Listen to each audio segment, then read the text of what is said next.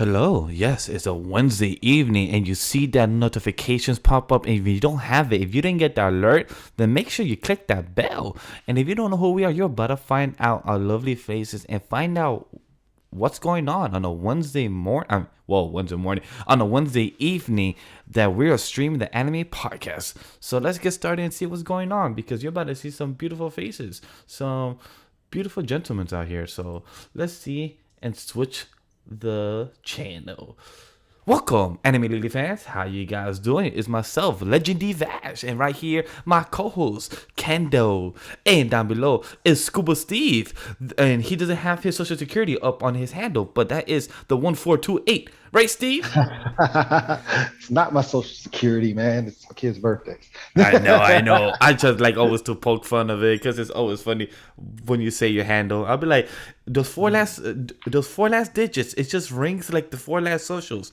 But you know, I had to do it because like when I was doing my gamer tag on Xbox, it was like there's already a Scuba Steve, and I was like, no shit. And really? then Wow, there's a Scuba Steve out there? Of course. I was like, all right, let me just try Scuba Steve 1. And I was like, oh, that didn't work, of course. Then I tried 14 and that didn't work. And then I actually did 142 and that shit didn't work.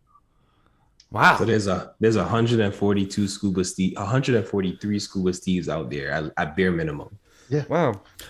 That brings me back memories when I used to do, remember the old version of Twitter? It used to be AIM and MySpace back in the day when you used to have all those different handles. I used to have like 6 different handles. I had one that was the Sexy Colombiano, King Rabbit. I had like really, really a lot of different names and with weird numbers because like Steve said, there were a lot, which is just shocking to hear there is a Scuba Steve, which makes sense. It kind of flows off the tongue, so it makes sense. I mean, everybody's seen Big Daddy at least once or twice. So, that's where the name comes from. Everybody loves Big Daddy. I did not know that. You never seen Big Daddy? I've seen Big Daddy. I just didn't know the origin story. We never knew the origin story. Yeah, I did not know the origin story of the name. Oh yeah. It was just really, I seen Big Daddy, and then all the kids were calling me Scuba Steve just because of the movie, so it just stuck, and here we are. But other than that, we hear the Anime Podcast, episode 127 on a Wednesday night. And to give the quick announcement for those that don't know or were unaware or did not watch the C4's Villains episode where we gave the announcement or check the Twitter side as well, the Anime Podcast will be moving forward starting today to Wednesday nights at 9 p.m. ST official start time. Today we start at 9:45 or 9:50. Internet issues and new setup stuff. So I had to configure a lot of stuff going on. It took longer than expected. But hey, we're here starting the show. But from here on forward, we're starting at 9 p.m. EST official, just like the C4's Villains show, 9 p.m. EST on Fridays. So you should definitely check that out because we're reviewing Doctor Strange, the Multiverse of Madness. Myself, Steve, and Abe, and other people that might attend, who knows. But it's pretty exciting for that being the case of the Anime Podcast. And we have the official panelists, myself, Sam, when he comes back, is maybe at end of May. No promises on that. Kendall and James. Those are the 4 official panelists for the Anime Podcast show. For the Shonen Ronin show is myself, Sam, and Kenny as well, with future pop-ups of Abe, Spicy, and Ray. So it's much more future organization of the Anime channel and future change-ups that will be coming down the line. More reactions and review coming down the line, more organized as well. Since if people didn't hear, I got my job, so more stable hours. So I'm very proud of that. I work in the special effects department in the world of the entertainment industry. So it's pretty exciting to have a stable hours of job and still come home to do my own content and job with what I love to do. So that's pretty exciting. Kendall, would you want to add anything? Thoughts, feedback? Well, I do the Twitter side because I forgot to tweet. We're live. Yeah, no problem. So, once again, welcome everybody. So just as far as like everything. Well, first of all, shout out to Sam. just sending all the love, prayers, good vibes towards Sam as you continue to navigate the rest of the month and semester. Rooting for you. Yes, sir. And as far as just like everything that Pat said, like yeah, we're definitely trying to improve the system, improve the flow. You'll probably notice a couple different structure changes in this episode and future episodes that we do as we're trying to step it up for y'all. You know, we appreciate y'all that come out and support. Shout out to my bro Tate sliding in the chat right there. And we want to create higher tier content for you, because you know we also want to get paid for the content that we do, so we can't stay in the same place. We got to definitely work on improving and getting better, and that's something that the team has been speaking about from before they were bringing me on. So I'm happy to be a part of that process. Happy to be here. And then, of course, before I hand it off to Steve, you know, shout out to Steve, you know, the unofficial, official, also member of the the hosting crew. Hey man, whenever y'all need me, just let me know. If y'all short, just let me know, and I'll make it happen. You know, so. Nah, man, we appreciate you. Yeah, I've always been in the comment section, waiting, watching. You know what I'm saying? Just trying to be supportive and everything like that. So, you guys peeped me and y'all were like, "Hey, you want to join us?" And I was like, "Hell yeah!" So I was just like rewarded for that. So shit. Whenever That's you how guys I feel want. too, bro. That's how I feel. I was like, I was just here to be a fan, but now I'm a part of it. My mom made it. For real, man. How about say, boy, you've been a part of the team on the side since day one, and then like we did actually, but like most people, you know, it's all in due time. It was bound to happen. Look what happened. Months later, years later, it did happen. Big facts, man. So, you know, all that grinding in the comment section paid off. I'm here now. So, is the tweet out? I can tweet it out. I'm currently doing that right now. So if you guys want to talk for another minute while you know you get time real quick, yeah, sure. So this week, Moon Knight finale. How did you like it, bro? I'm not gonna hold y'all. I still ain't watched the finale. What? I'm stuck right on the episode before, man. No, but it's so good. I'm really glad I waited so I could binge everything. Unfortunately, the end of last week got really busy because I had a couple different things going on at the end of last week. And then I had to drive to Augusta, Georgia, actually, for this coaching thing. So I guess other shameless plug while we here killing time is that I am pursuing voice acting. And I went out to a workshop and I did that this weekend. So there was just kind of a lot of things that tied up my weekend a lot more than I expected. But yeah, I haven't watched it yet. I actually went to put it on earlier, and I just had this weird moment where I went from I'm gonna do this, and I had like a structure and plan for like the rest of my afternoon, and then time just passed, and I don't know where I was. Like I just kind of like super zoned out, and time just kind of went away. But I'm probably gonna end up watching it tomorrow once I get off from work. And what I can say is I'm very proud of Marvel, and I keep saying this, continuing to give the various directors and producers the opportunity and the freedom to do their best at showcasing things. And it's always good. I feel like you can tell when somebody cares about the series that they're producing. And I'm starting to feel that with each and every series that we're getting. We're seeing more and more original, more of the personalities of the actors coming forward, especially some that we've already known. And then even the ones that we don't know, just kind of seeing how they can come into the screen and seeing how other people can tell those stories.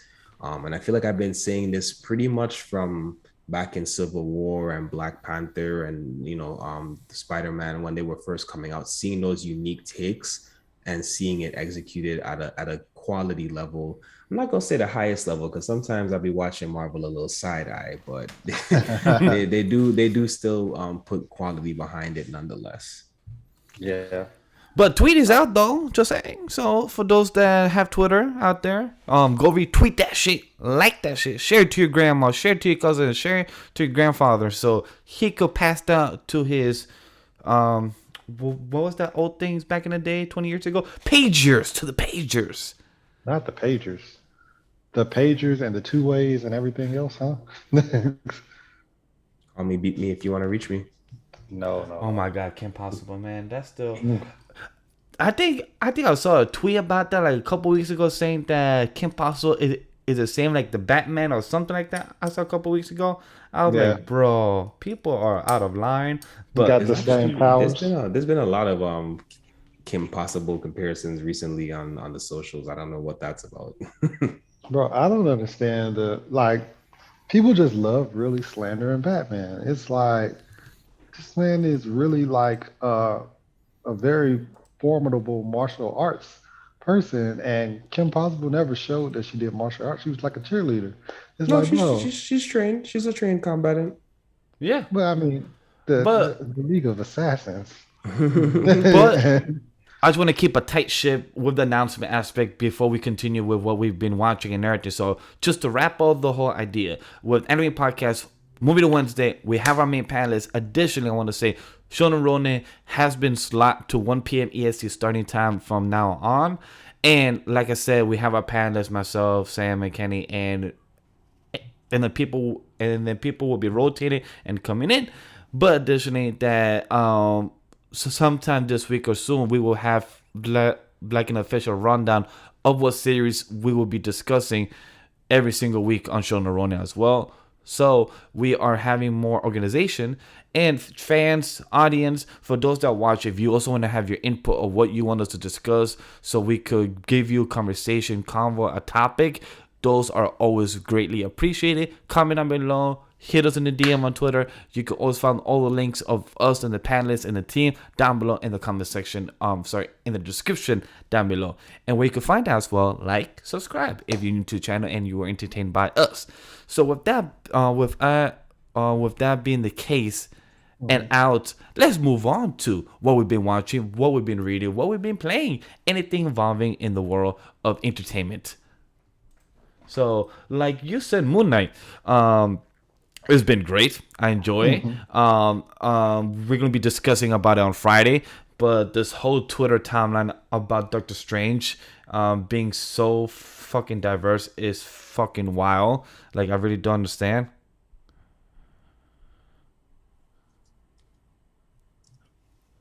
So it's pretty interesting to see how diverse this film is being right now currently, but it's been very entertaining. Seeing how people are trying to break down this film, but it's been a fun ride watching it happen on the timeline because it's just very good comedy while you're on lunch break and you see people like you check the hashtag.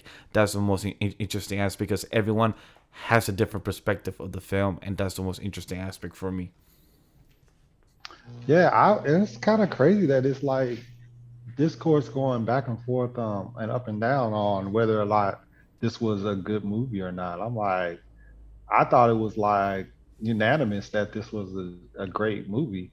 And it's actually surprising that some people was all like, oh, it let me down in these kind of parts and blah blah blah. I'm like, you guys are crazy.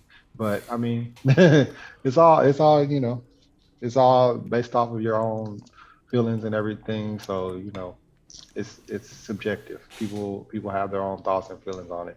But I thought this movie was really, really good. So it's crazy to me to hear some people weren't excited about it and didn't really love this movie. Yeah, I felt like it was just a question of how good is the movie. I feel Yeah. like it's like like I told people off rip by it's one of the top movies. It's in the upper half of the movie chain. I personally feel like it's a lot higher than I think some people give it credit for.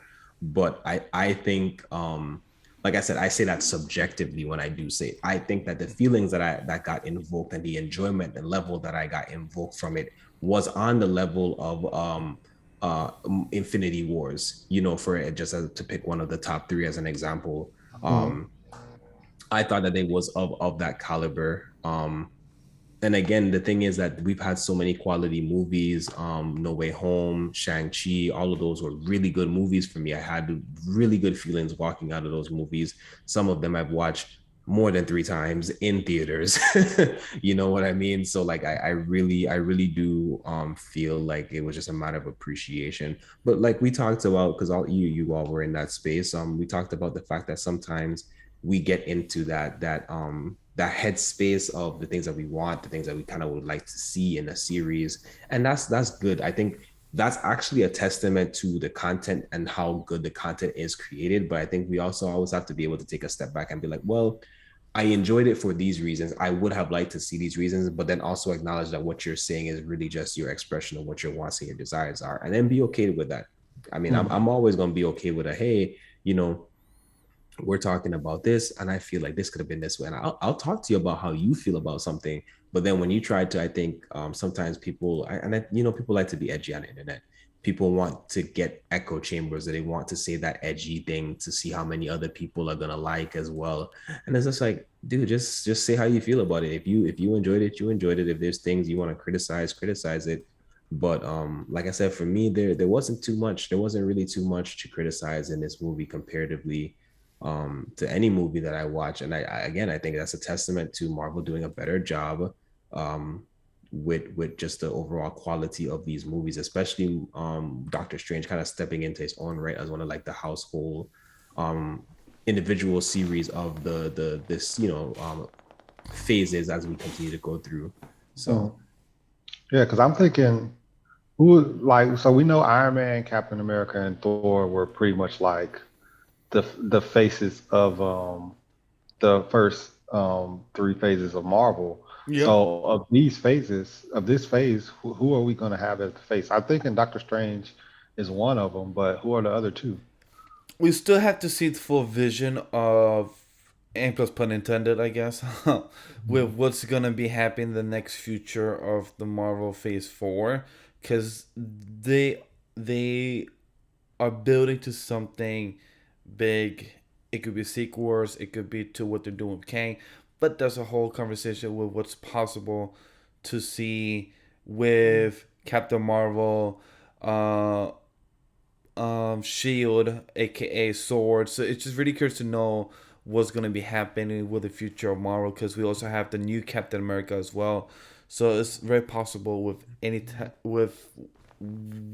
with any type of avenue that they could go, because they're doing a lot of street level stuff, a lot of cosmic stuff. So it really depends if they're branching out to each have their own type of team up, or they're trying to branch out to have something big. So it really depends on what Kevin is doing with this.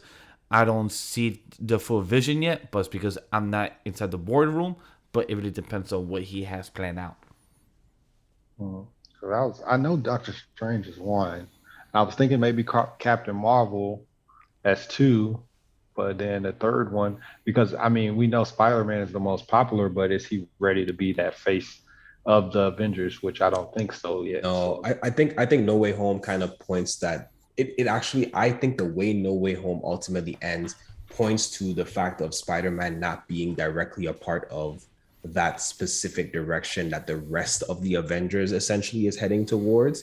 I definitely am also like, is it Captain Marvel? But we haven't gotten that confirmation yet. So I'm guessing when we see that second movie, that will be the confirmation of how pivotal a role Captain Marvel will play. I would like for it to be Captain Marvel.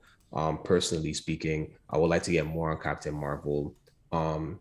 We know we got the tour series coming out. So I think what's gonna happen is it's time to start setting up for the generation that comes after. And what I'm really thinking is, I think it's Shuri, guys. I think the third person is Shuri.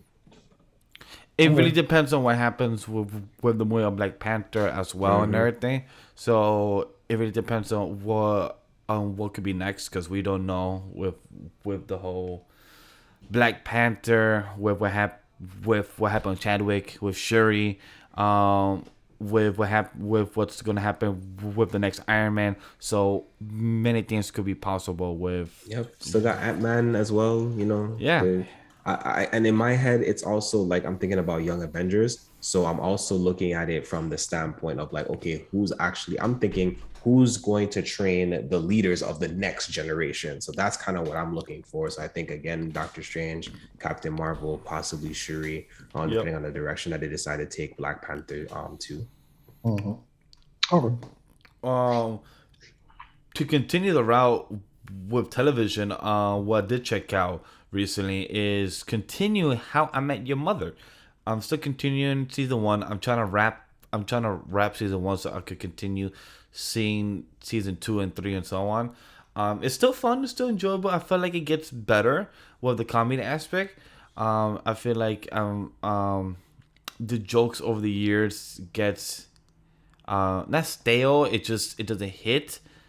But what I've been in the mood for, what I did watch recently, is Rush Hour. Rush Hour, the first one with Jackie Chan and Chris Tucker, still hits, still entertaining.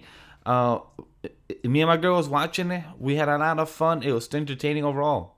I had a good time while watching the first Rush Hour. Okay. I think you'll enjoy How I Met Your Mother, bro. Stick with it. They do a lot of setup episodes, like episodes that you're watching. They're gonna be setups for later seasons and things like that because they do a lot of callbacks Oh and yeah, things like that for the season. So I think you will like How I Met Your Mother, bro. Stick with it. yo, but just crazy. It's crazy to believe the kids that play how Ted's kids in the future. Yo, they had the easiest paychecks. Like they literally came every season, probably like 7 times throughout those episodes, and they literally got paid good money just to be the future kids, and they just literally grew up over the years. Like that's just insane. Like you literally got paid just to be the future kids of Ted. Like that's an easy ass job. Like, hey, you look like some type of fusion of him in the future. Let's have you play these kids. Like that's literally you got paid for. Yeah, they got paid, and they got paid good money, like you said. And I would say that they probably did those scenes like in one thing. So like they do the season, and they probably did that in one shot. Yeah, Oh well, in one like they sitting. probably did it within the week because they already probably have the script ready for the year. If they probably did that, and if that's the case, it makes sense. You know, change clothes. Hey guys, let's change set. Let's add some coffee cups here, and then let's film this because this is gonna be in uh, episode 20, season one, scene 13. So that could probably be the case because that is possible because they have done that before. But they got the most easiest job in that show. We literally just get paid to sit. They literally didn't have to do nothing. All they literally had to do was sit, move their hand, look back, react like, "Oh my god, what that? You did this? What?" That's it. It took a few little lines, but not very many lines, bro. Like, and they they're I think they're wearing the same outfit each season, right? I don't know if you've seen it, Kendall, but in each season they're wearing the same outfit because it's like on one of the last episodes or something like that. They was like, I feel like you've been telling this story for like years, and it's it's because they're just making a joke about it. And he's like, I'm almost done. But yeah, I think like it's supposed to be like he's telling this story in one sitting. So they're wearing the same outfits in each season, which is funny. I get it because I would tell my kids too, like, "Hey kids, this is how I met your mom." I'm not gonna wait like 10 years to explain the full story. I'm gonna just say, "Hey, so I met your mom at work. It took 6 months to date. That's it." Oh man, make them work for it. Yeah, I've not watched it sequentially, but it is one of those like I said, that's not my cup of tea as far as shows are concerned. However, I did watch a good bit of episodes at one point in time. It was very interesting, and yeah, it you definitely, at least where I picked up, I can definitely see how there was definitely a lot of like setup for different things. But I also think it was as much as it was comedy, it was actually very realistic and like again like Vash just said, like I'm not about to be like. And then I took her on date number 2, and it was January 3rd of 2020, and you going, and then there's gonna be little jokes and stuff in there. You might want to go back to mom and find out what's the truth and stuff, and I think that's like the fun of it all. I know for me, as far as TV series, one episode off to caught up on Young Justice. Ooh, nice. Young Justice continues to be absolute gas. Yo, Sam. Absolute gas. I was talking to Sam about that because Sam has even though Sam's taking his social media breaking a podcast and everything, I've been still talking to him off air, and he was talking about Young Justice because Orion there's something big. There's something big. He I no spoilers. Yeah, no. I haven't seen it, but Sam was telling me, like, "Yo, bro, this happened." I don't want to say it, but you gotta watch it so I can discuss with you. I'm like, I will It's get there. Let me watch it this weekend. I will binge it for you so I could have a discussion with you because he just no, kept it's saying good. something about something big happened. So I'm There, like in my head, I'm like, there, what big happened? So me ask him. there's So I'm it's like, so did Wally come back cool. here? He's like, It's physically no. I'm like, so cool. The well, things what that does are that mean? because they keep touching back on things and keep progressing things and still expanding the world And of that's what DC I more. appreciate the It's writers for. so That crazy. is how you write. Plan your shit. Like CW, take notes. Plan your shit. Yeah. Yeah. And then I don't know about OG Teen Titans coming back, but the Titans TV series is also good. I'm a couple episodes behind on that Oh, as well. oh, But I've been enjoying that. were I've you been watching that? watching The old school one? no, the Titans, the actual like live action Oh, you series as are. well. Oh, Oh, Yeah, I'm watching that. I've been I watching both of those with I my praise you for housemate. that. I appreciate you No, taking it. it's not an L. It's good. Is I I don't don't know. understand. I tried season one. I got to episode 7 twice. I just can't get to it. I can't pass episode 7. I can understand that, but like to me, it definitely does pick up, and I think season 2 and season 3 does it makes it worth the journey. So you telling Um, me to try again and push through and see how I go? I would say if you're a fan of DC and comics, like I And the know you to characters, yeah. be, go ahead and go and get yourself through the first season because it's Okay. very much a first season origin story build up kind of thing. You kind of need to get through it, and I think there's a lot of good payoff in season 2. All And right. then again, like I said, it kind of transitions really well into season 3, and they continue with a very good pacing. I'm sure they'll be good for another season, at the very least. Um, but yeah, those are at least the two shows that I'm definitely keeping up with. And then of course, anime wise, I'm gonna keep spreading my three gospels of Spy Family, uh I haven't seen Awashi. I haven't seen episode 4 yet, but I heard episode 4 is great. Yep. I saw a clip on Twitter when he smacked the table, and that scene was beautiful. I was like, It "Oh, that looks good." was it was so intense, exactly the way I envisioned it when I read it. The same level of intensity that I got from reading it, they captured it in animation extremely well. Um, and we was actually talking about this last night. I was in the clubhouse with Anime Lytical. Shout out to those team over there, their team. But we was talking about like animation styles, like which one you would prefer to have, and we were just kind of like we came to a consensus at one point that we're in arguably our prime with animation right now. And Oh it's hell such a yeah! good aspect, like because we started talking, as like, we talking about, of course, we talk about limited budget works, old school Madhouse, Studio mhm. with Studio Trigger, all of these different studios. But then it's like, wait, you guys see about like the quality of stuff that's coming out right now. We about to talk about something that's really, really high quality animation. That's the main subject of this whole episode, which is the Bubble anime movie that is on Netflix. Again, the Yep. quality is so good. I did not expect to see anime of this unique style and quality this high so soon after seeing things like Bell and the other good movies that we got last year. And then we like thinking back to like Premiere, like it's not just like the anime TV series, like the movies are doing really good. We talked and we covered JJK Zero a couple episodes, some episodes back. So I think we're in a good space for animation. Again, shout out to those guys. Shout out to everybody. Shout out to all of our other cohorts, Worst Generation Podcast, and everybody else. But yeah, I think we're in such a great space for animation right now. I think we're even in a good space with the comic book world and other comics coming to light. Even think about like even what's his what was it on Amazon, Invincible, like Oh yeah, we're Invincible. getting a lot of diversity as well, and I think it bodes well, especially for us as POC, and starting to see more POC representation on screen. Mhm. Hopefully we'll see a lot better things to come forward and more diversity. And it won't be diversity, it'll just be the actual inclusion that it should be, you know what I mean? Well, I would Mhm. like us to get away from that idea of it being diversity, like diverse to what? Diverse to the sea of white people. Like, yeah, we need to get away from that. Yeah. Um, Um. to add to that, it's just that watch, I lost my train of thought. Oh yeah, anime. Thank you. Um, it just shows that with anime being more the norm and becoming popular, in which some people want to gatekeep, whatever, each to their own.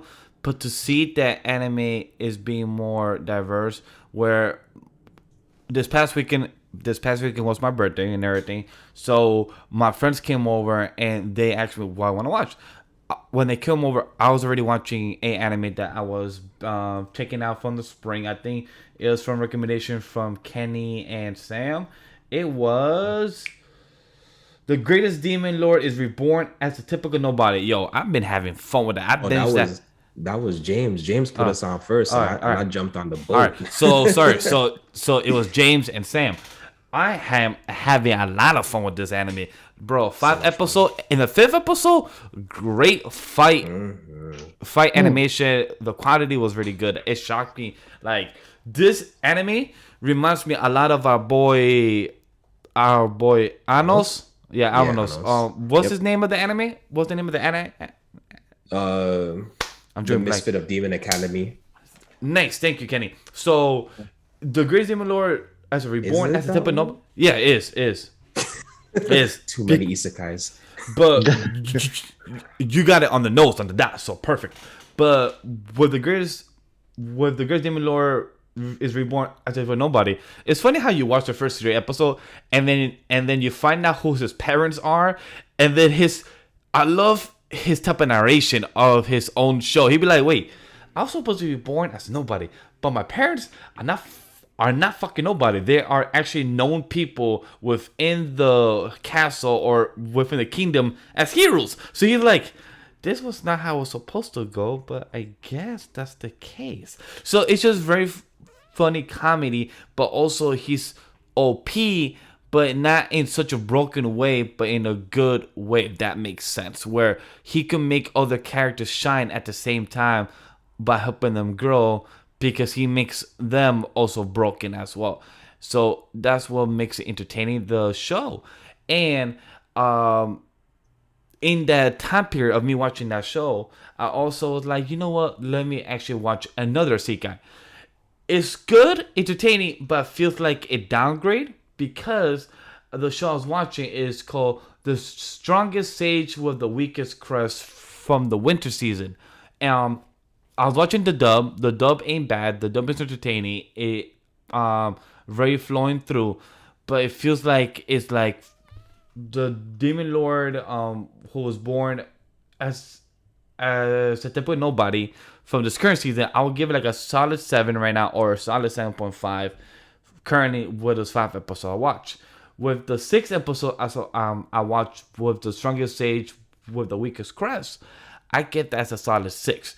It feels like it's the same aspect as an Asika who's broken character, MC and everything, but it feels like the story aspect, it feels like it's very average, but still entertaining. So it's definitely a different pacing and a different path. Yes, the pacing is a bit and slow.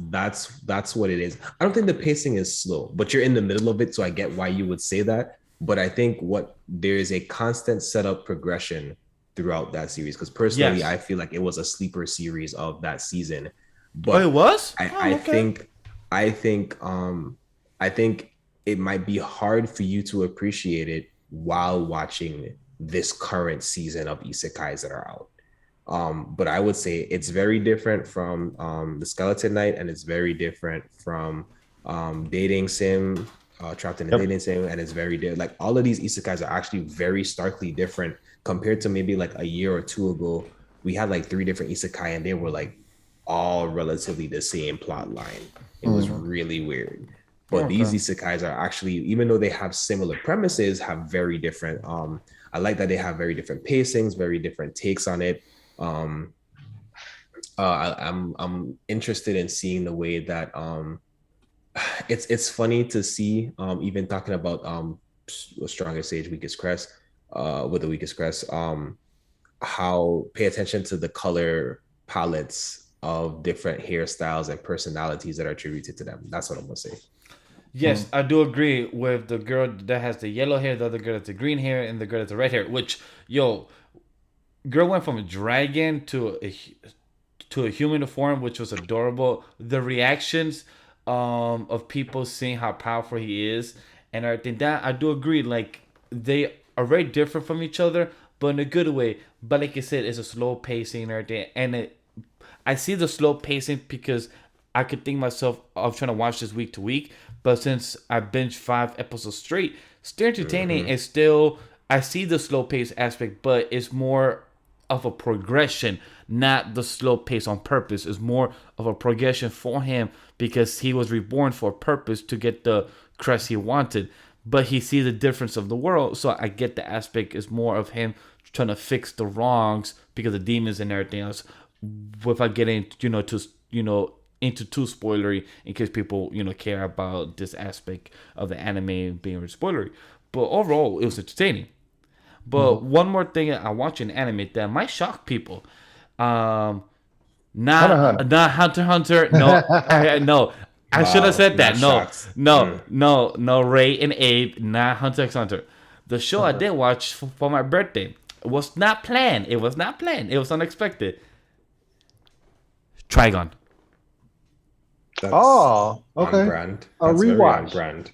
A rewatch. Birthday, So, for your yes. birthday too? That's on brand. Yeah, I get it. It's on brand, but it was not planned though. So when my friends came over to say, hey, let's watch something. So I gave some suggestion and everything, and then for some reason he asked me, hey, by the way, I've been meaning to ask why Vash.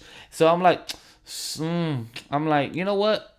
Let's put it on. So I watched 5 or 4 episodes of Trigon, and at first he was like, yo, I really fuck with the character, and then 4 episodes later he's like, yo, I really, really do fuck with the character. I can see why you love it. I'm like, yeah, that's like your love for the character right now is because of me watching 26 episodes later. It's because I've chosen a Vash. So if you want to check it out, it's a Hulu, I told him, and everything. And I'm not sure if he has watched it since then, but he really liked the character and everything. So it was, and honestly, watching the anime Trigon after, I think the last time I did a rewatch was probably 6 or 8 years ago when it was back on Netflix. But it still sticks landing. Watching it, I think it's 480p or 720p. I really hope whoever owns the rights currently, can they please do a remaster version, because I would like to see this in HD quality if that ever happens, because Jesus Christ, it still looks good, still entertaining, still holds up, but I would like a remaster version. Like, I would really love one. I feel like as good as it is, I don't know if remastering would service them well, and I don't know if their current sales running justifies them putting money into a remastering of the series. All right, cool. If that's the case, I would also love. I'll to put see my a own money. Retouch. I would love to see a retouch of that. Look, if you got money, I could tell you a lot of better other series to put money into. But that's your namesake, so I ain't gonna disrespect you like that. All right, so Netflix, if you listening, can you please fund new season of Hajime no Ippo? Thank you. That's a good one. I know Ray will put a check mark for that too. He'll be like, yes, please. It's the best sports anime. I know Ray has told me to check that out. Russell was saying that because Haikyuu Haikyuu has my heart right now currently. Greatness. It is the OG goat of greatness. I got Haikyuu posters, but I got Ippo, and then I got Ippo, Haikyuu, and then everybody's saying Ace of Diamond is the GOAT, but I haven't watched Ace of Diamond. It's good. I haven't watched it in a while, but I really enjoy reading it. Yeah. But I also haven't dived into Mix either. So to be fair, Mix is also really good. Mix was really fucking good. So Mix is up there. And then everybody loves Kuroko's as well. Say y'all play around, but a lot of y'all ain't watch Baby Steps, and it's a quality sports anime. I haven't watched that one. I haven't watched that one either. Run with the Wind, Urameshi, Pedal, Stars Align. Welcome. I don't know if you guys count this, but Welcome to the Ballroom. I know it's not necessarily sports, but it's competitive. Nah, it's sports. It's sports adjacent. She was really good. We got a whole ballet series right now. This is technically a sports anime from what I just searched right now. Speed Racer.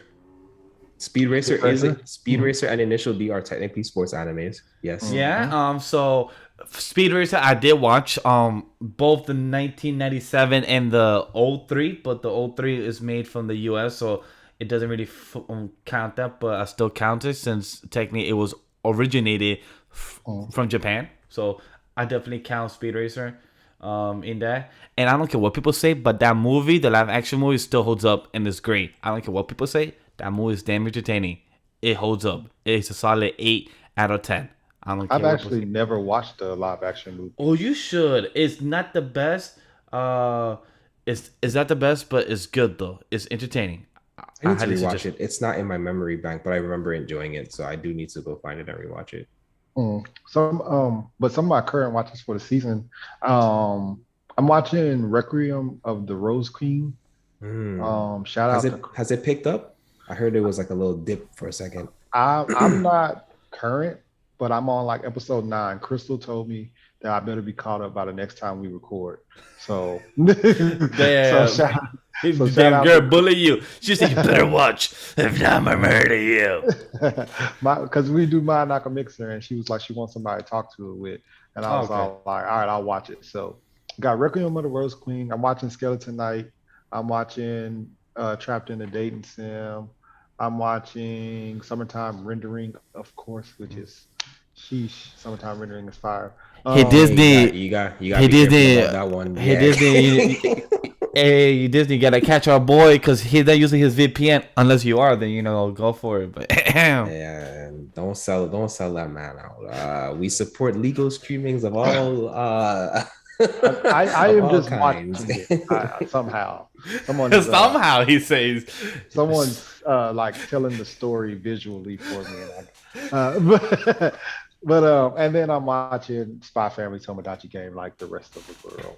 Oh yeah, I gave Tomodachi Game more of a chance than I gave Shield Hero, which I guess that speaks to how I feel about Shield Hero right now.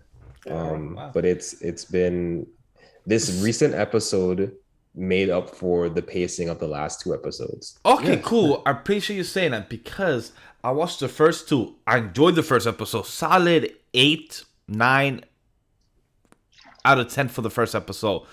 The second episode dipped to me like to a 7 or 6.5. I don't know. Like it looked like it was heading to a good direction, but the episode 2, I'm like, all right, cool. So I'm like, I was hesitant. Should I start episode 3 or should I go to something else? And then obviously, as you could tell, I went to something else because I didn't even bring that up. So it shows I didn't even care to talk about it. But I like that you said something positive about episode 5 or 6 that dropped this past Tuesday. Right. So I'm glad that you said that. So this episode, you literally understand why those episodes had to be paced that way. Okay. They had to be paced that way. I'm glad I happened to watch it. And that's what happens. That's what I love about having those Monday, Tuesday series, because a lot of times like I'll watch Monday, Tuesday stuff when I'm eating lunch, during the course of the week. So I kept up with Tomodachi just off of the strength of, it's Tuesday or Monday or whatever. And I just want something to watch while I'm eating my food. So, but I'm glad I stuck around for it. So you don't read Kendall? If I'm not reading it. Yeah, are you reading? You're not reading Tomodachi Game? No. I haven't picked it up yet. Sam said it was good, but I was trying to get through the first season before I picked up the manga. Because I knew that this episode was gonna be the episode where people was like, oh, you did? Okay. Yeah. So like I'm only like 40 chapters in. I haven't I'm not up to date, but I've read a lot of chapters. So I knew this episode was gonna be an episode that was like, yeah, this is going to be the one where people going to be drawn back in if they're still watching, because I know a lot of people like, I'm just going to binge it, but this was the episode, and then the next episode will be pretty good as well for you guys. Anime only. For me, I plan like out of these type of stories, type of anime, the only one that I really want to check out in the manga side, it was Darwin's Game. That one looked interesting because the aspect of you having a competition and then you kind of choose a party, but then it is kind of like D&D in real life. So like that aspect of you having your own house, but then you win the game, you get money, but then if you die, you actually die. So this aspect of Darwin's game got me really intriguing. And with Sam, I think at the time when me and him reacted, it only had 80 chapters, but that's probably a year or two ago. So maybe it still has a lot more now. So who knows? I'm actually curious about that. Um, Another one, I'm not sure if you're watching it, but I'm gonna start this week after I catch up on Requiem of the Rose King. Are you Mhm. watching your boy Kongming on High Dive? No, I was just about to say that sounds like one of the high dive I series, don't and have High Dive I have since no Verve intention of left. supporting high dive. Yeah, yeah. Since the day left Verve, I have like I'm sorry, I'm not gonna add more streaming service to my belt when I have Crunchyroll owns Run Up Funimation, so it's all on one belt. Verve and everything. I have Amazon, I have Netflix, I have Hulu. So if you're trying to add more, I'm sorry, High Dive, you better go back to Verve then. If you want me to watch your content, go back to Or Verve. you could go ahead and let yourself be bought by HBO. Thanks. But no, that was one of the ones I was on the lookout for. However, so I'm gonna have to give it a look at some point. Super side note before we transition off to the next thing though, but Pokemon Master Journeys. I'm just gonna slide that in there. I don't know if people are keeping up with this current series, but it's actually been a really quality series thus far. Um, I Is know a that lot of the people current had their season with his yes, new friend that's like dark skin and everything, Go, right? yes, yes. Shout out to Go, also voiced by the awesome Zeno. Um, Oh, nice. but yeah, we If I'm correct, the first two seasons or the first two parts is on Netflix, yeah, right? yeah, there are two parts. There's Pokemon Journeys and then Pokemon Master Journeys. I think both of them have two seasons, or it's two and one season, but they're on Netflix. I will be watching Netflix those. is releasing slightly behind though.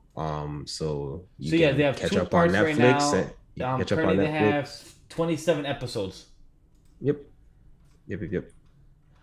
I will So check it out because I've been hearing good things from you. I think Tell on Timeline and a couple of people that I've seen have spoke very highly positive things about the season. If you're a Pokemon I fan, am. it is one of the seasons to check out. Master Journey. That I'm gonna I get into it because I want to like get back into Pokemon. I was even thinking about like taking the whole journey all the way back from Indigo Plateau. oh like the And games too. Oh damn, that's a no, the TV series because oh last well as a kid I watched up to Orange Island, and then after the Orange Island stuff I kind of grew up, and then I just played the games. But I've always wanted to like dive back into it and rewatch all of the stuff that I've missed. And I think one day, I don't know when I'm gonna do it, but I'm gonna eventually just dive into it and just watch all of it. hey, if you ever want to do that, I'll do it with you. You know, watch each season or watch each arc, and we could do a little How review. about you watch Hunter, Hunter x Hunter? How about that, hold Bash? on. That's in the works. That's in the works. Once I have my You're setup and literally everything, talking about watching the same number of, matter of fact, more. I am I'm about to 100% say way confident more. it's Wait, more About to say episodes. Pokemon with all those 20 seasons probably has the same amount of episodes like One Piece. Maybe, perhaps. It might be because Indigo Plateau was what 68 off the top, Mhm. and Oh, then I know they have on 20 seasons, so I They're in know. the thousands. They are in Yeah, the thousands, if I'm they not gotta mistaken. be. So. yeah, definitely. But Steve, have anything more that you've been watching or reading or that you want to bring up? For reads, I am reading Naruto. Oh, Finally, yes. because once again, I've been cheating the system. I've watched the Chunin exam, I've watched the Pain arc, and I've watched the War. So that is all I know for Naruto. So I'm reading it for the first time in entirety. I'm reading Undead Unluck because that is like that's my shonen goat right now. That's my favorite series right now. That's week to week in Shonen Jump. Um, I just finished Sons of Anarchy. As far as like things that's not animated related, I finished Sons of Anarchy. I finished Undone on Amazon Prime, which is a really fucking good show. Undone is fantastic. Um, what else have I watched? Uh, let's just stop there. Oh, I'm watching Moon Knight and stuff like that. But yeah, those are the ones that I'm watching. And then as far as like the animes, those were the seasonal ones that I'm watching. So yeah. And for the Naruto, I'm gonna start reading it after this Sunday. Once next week starts, that's when I'm gonna do my read for Naruto. So I will be on that boat with you and catch up as fast as I can. Or of course it's not, of course it's not competition, but I still wanna be at least where you are, so we can have conversation, discuss about it. So that'd be pretty exciting. we But just beat up. We just put Zabuza in a box. So that's where I was. That's where I am. I do not know how to move from that transition there.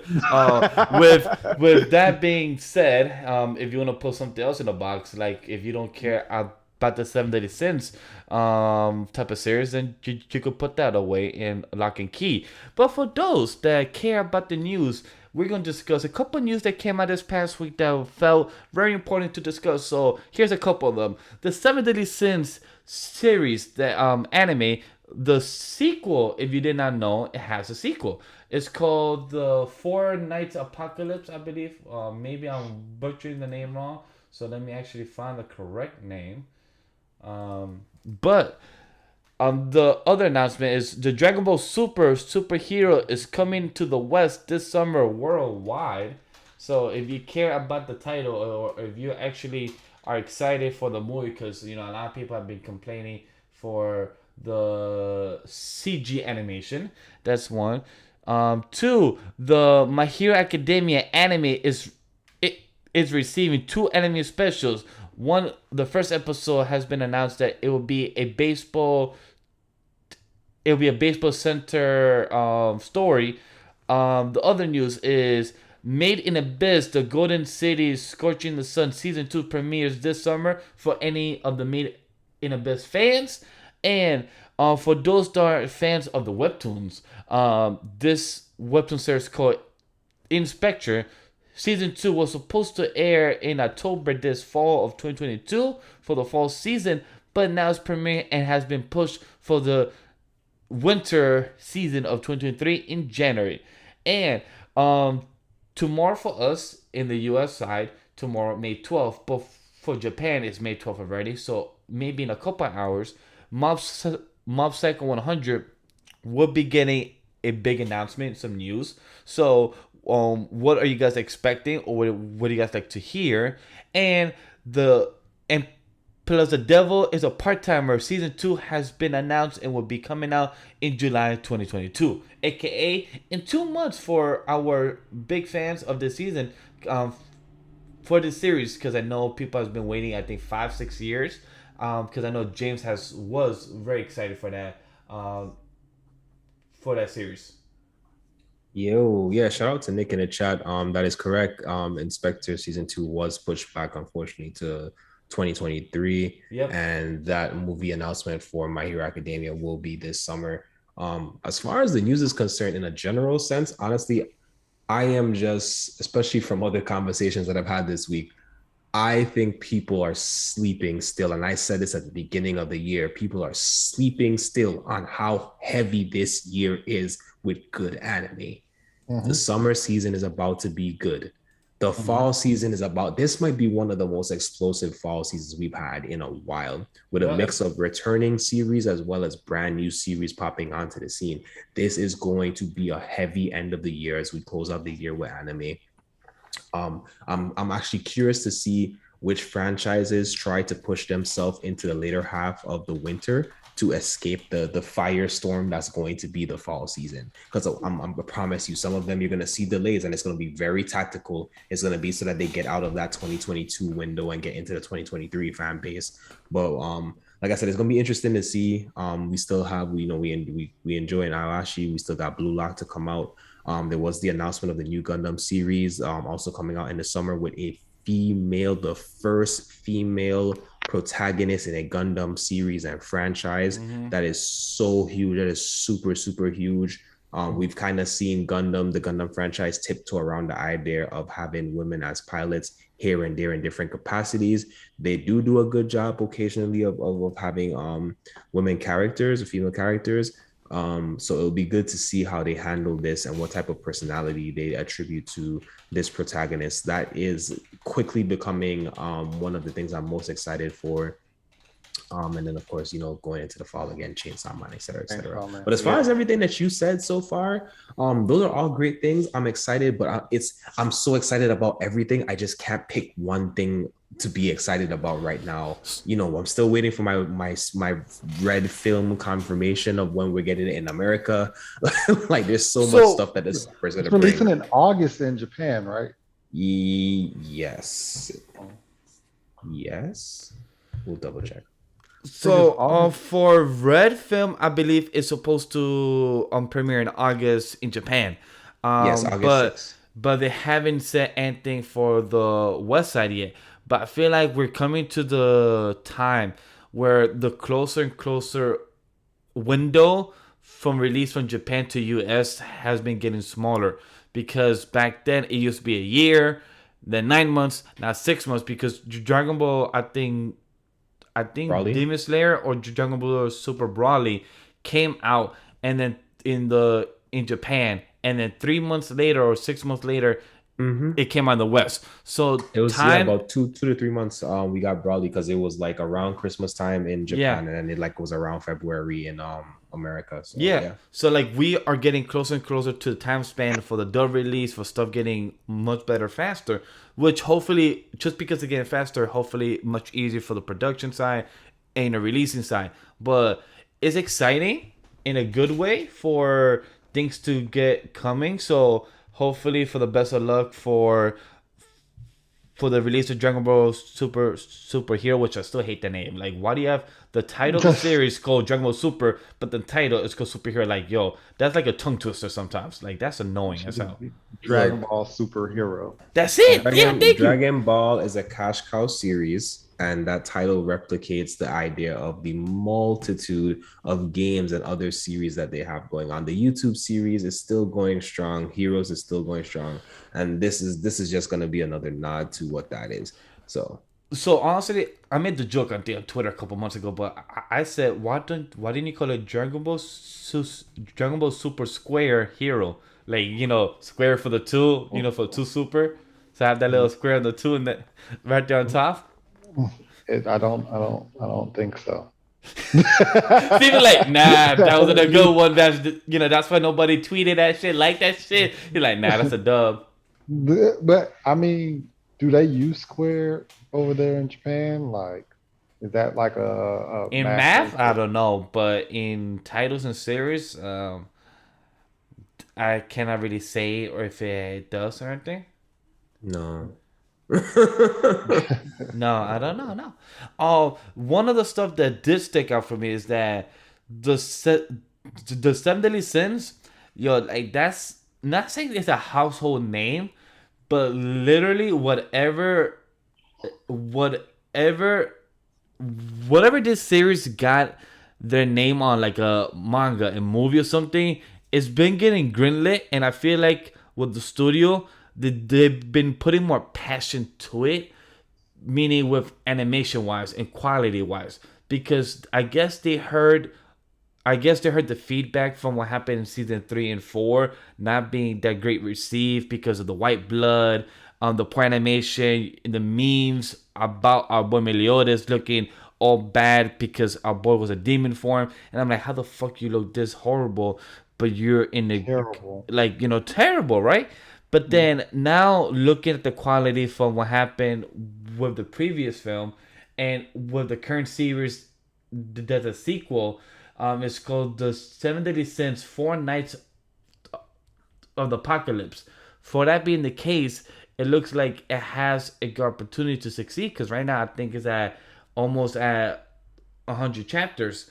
Soon, within the next couple months, because right now it aired in January 27, 2021. So this is the first chapter it aired a year ago and about 4 months ago.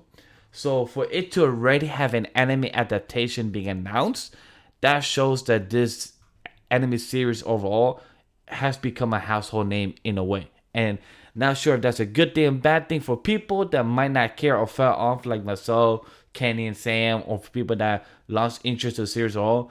But for fans that still care about it, props to because are still eating and don't have to wait like people like James, who are a fan of the Devil is a part-timer season 2, like Nick said, 8 years people had to wait for season 2. Classroom of the Elite 2 as well, season 2. Like there's so much stuff that people have thought that we was not getting back at this point that we're getting back again. Yep. This year is crazy. So And we just get more announcements for Bleach, but not any dates, huh? I think Bleach is doing that game, man. Like I said, No. I think they're trying to pick the perfect timing so that they get the right episodes in before that break point. Exactly. So I feel like they're waiting for the right animation to be done. Wait for those 12 episodes, 24 episodes to be clear. And also, maybe Kubo wants to fix the storyline at the last 20, 30 chapters he had. Maybe he wants to fix it and work with the studio hand to hand. Be like, hey, I want to do this with Kenpachi instead. Because the manga, I didn't like how this worked out. I want to fix it in the anime. So maybe perhaps that's the case. Or it might just be a sequence of things, because I think the way that things are structured, there's not necessarily a reason for you to go in that specific order. So it's possible, but Steve, how about you? What news stood out for you? What news did you care about? Anything that caught your interest, or you're like, for most of the news? For me, it was Devil is a Part-Timer season 2. I watched it probably about 2 years ago, so I was late to the wagon or whatever. It was on Netflix, and I watched it, and I was like, this is pretty funny, you know what I'm saying, and everything like that. So I don't feel the same 8 year gap that everyone else did, because it was a late find for me. It was, you know what I'm saying. So now I'm kind of just like, oh, okay, this one's finally coming back, and it feels like that. If I'm not mistaken, Mob Psycho is coming back this year, right? Well, they haven't said no announcement about season 3 or a movie, but from what I've heard from people that has read, I believe the light novel or the manga and stuff, or a bit of the webcomic, they said that they have roughly a good 10 episode count. So if they do announce season 3, they could do a 10 episode or 11 episode count.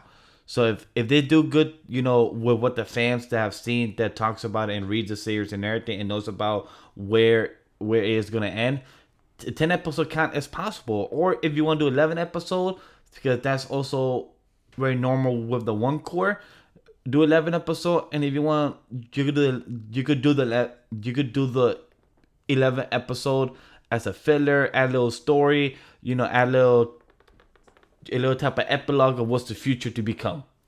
I feel like that could work very smoothly with it. Okay. Yeah, but that's pretty much it for me. I was thinking Mob Psycho, Made in Abyss as well. When you guys said that, I was like, okay, we're getting Made in Abyss pretty soon. I'm wondering how they're going to break our hearts this season. I did hear this. Sorry, not the season. I did hear this series is very sad. I haven't seen it yet. I do plan to, but I have heard this series is very sad, but in a good way sad. Like it gets you in the feels. It's a way different ride than what you thought you were going into watching the first couple of episodes. First couple of episodes, you're thinking, oh, okay, this is gonna be an interesting story, an interesting adventure is what I was pretty much thinking. I was like, this is gonna be a nice adventure, some kids, some things to like about the show. And then it got like dark, and then it got fucked up, and it got sad. Nick literally just said that. Yeah. Oh yeah, it got really fucked up. So yeah, but like the show. Is it like the Promised Neverland type of fucker, like the first episode where you find said person in a car, all white and everything? Episode of The Promised Neverland, it happened in the first episode. Yeah, it set the pretense for you. Yeah, well, Made in Abyss is more so like it's like they're going on an adventure, and it's not an adventure. It's fucked up. Look, with a title like Made in Abyss, I don't know what y'all was expecting. Man, I'm not gonna lie, I really was like, oh, okay, it's gonna be interesting. I'm trying to talk without giving too spoiler, but like it was fine. like I appreciate it. it was kids, and it was like these kids are going on an adventure. They just want to get away from, They want to get get, away. yeah, yeah. And Yo, then where just the parents at? Yo, in anime, you never find these parents at. They be like, Well, oh so yeah, so just you kids you traffic. you got you all have to remember again cultural things. You can technically live on your own at a certain age. That's well before I don't remember ages, so I'm not gonna say the wrong thing, but much younger than in America. hmm The youths are allowed to live independently or have the ability to work and live independently. In different parts of Japan. Culturally, that's a normal thing. Yeah, I've heard of it or know about it, so makes sense. I do plan to watch Made Abyss in the future. I plan to knock that out one day.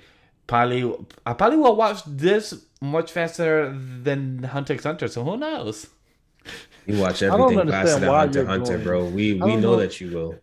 I don't know if you just hate us and you enjoy doing this stuff Nah, with the no. Hunter x Hunter. Hey, I It's plan to like trust me. All jokes aside, I plan to start watching it this summer. Like I said, I have things planned. I Dude, have if things to you if do. you just make goals, just 20 episodes, A month. and Yeah, then no. another 20 episodes. I plan You'll be to fine. things. Question, because I've seen some people in the comments about in the timeline. How do y'all feel about them adding more content to My Hero Academia with the series, doing this type of content when it doesn't involve with the movie or vigilantes or the actual mainline series? How do y'all feel that they're putting more type of money into like a filler type of story, but doesn't actually push the story? Like, do you really care, or is this what's the point? When a series does good, it adds more opportunity to create more side stories like this. How do y'all feel about this, real quick?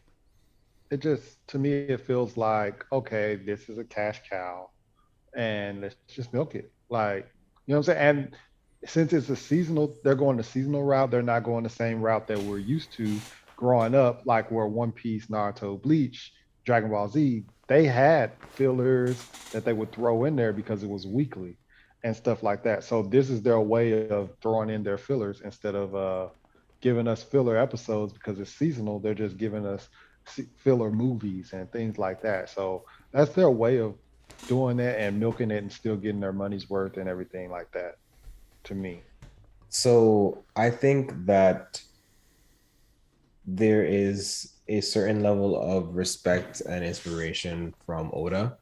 And I think there is this attempt to take a unique flair on the way that Oda executes things. And it works for My Hero when it works, and it doesn't work when it doesn't work.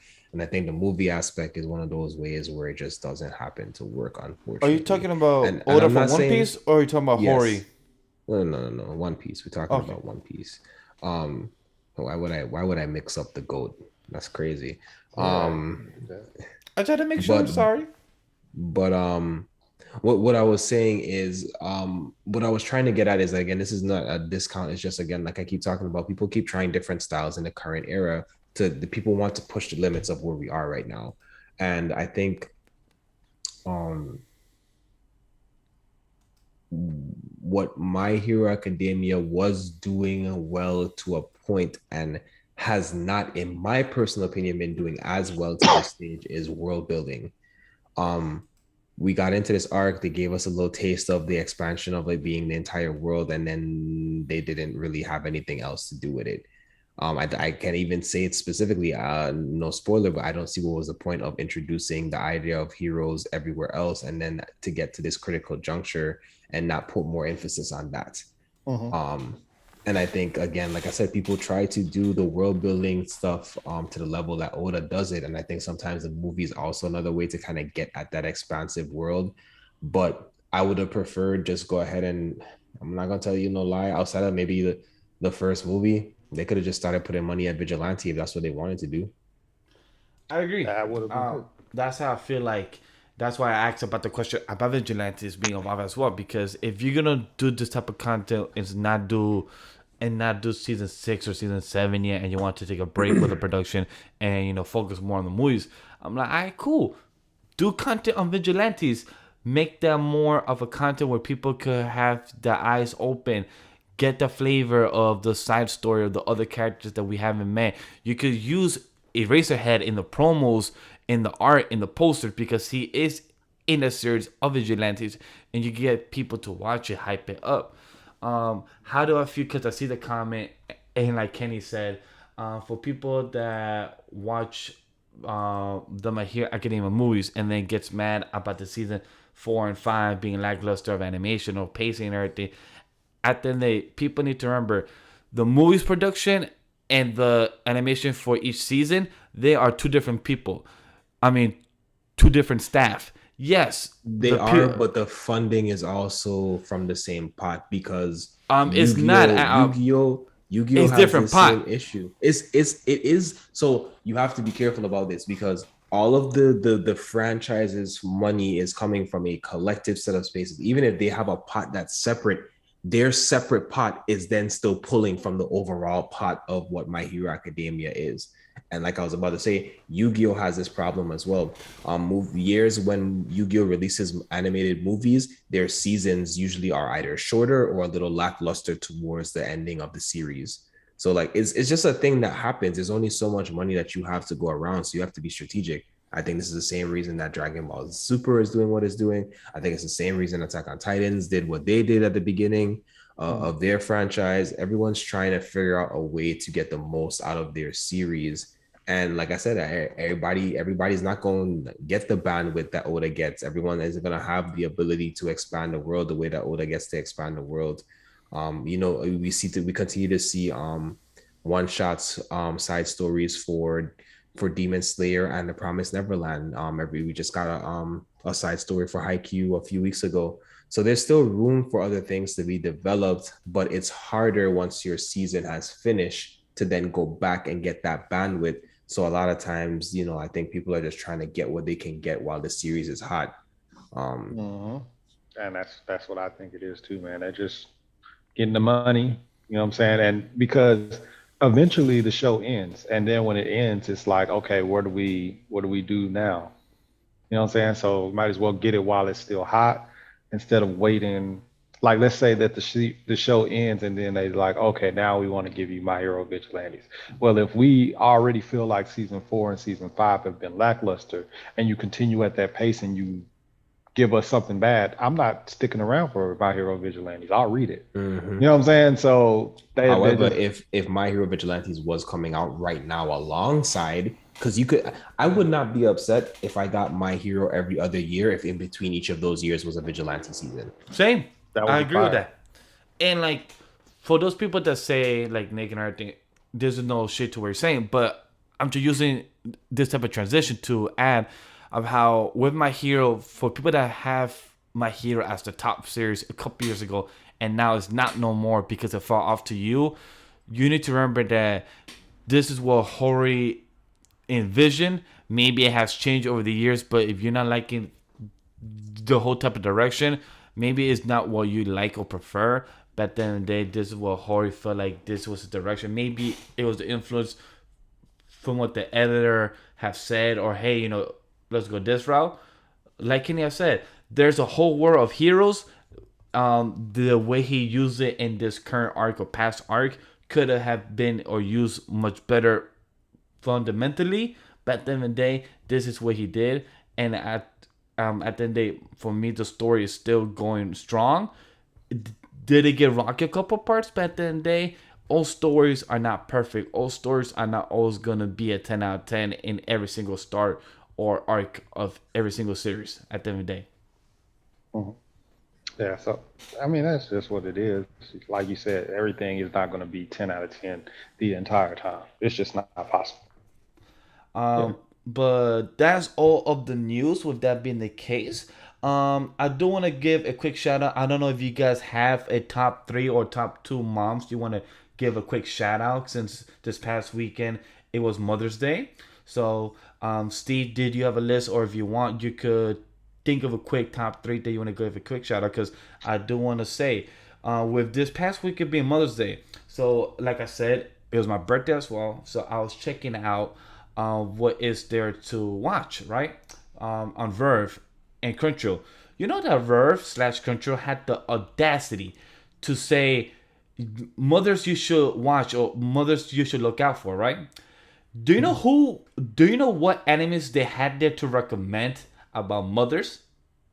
Ash Ketchum's mom from. No, they had The Promised Neverland. Promise Neverland. How did I know you was gonna say something real ignorant like that? Yo, Boy. when I saw that on the list, I was like, you did, well, like, Crunchyroll Why? Verve. Who in the department said, for the mothers we should put here, we should put The Promised Neverland there? I No, was like, you know what? You know I what? was Maybe if like- they had animated that series the way that they were supposed to, we would have been able to have a better appreciation for that to For actually, that mom. they may have actually been able to say something to that. But no, you ruined it. Thanks, guys.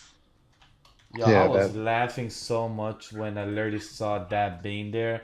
I was like, Crunchyroll Verve, what are you doing? Like, you're literally giving false advertisement in here of your own website, your own platform, saying that this is a mother you guys should look out for. So I'm like, I really have to bring this up in the show. But also, I'm like, oh, cool. Bring this up in the show as a comedy, but also give some moms shout out from anime. So I'm like, this is a good one to use.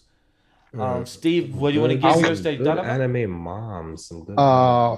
First mom for sure is if you guys seen Erased, I can't remember her name, but she's the mom from Erased. Her son was in a coma for 11 years or something like that, and she like massaged his legs and everything so he could keep feeling Oh for wow. 11 years while he was in the coma.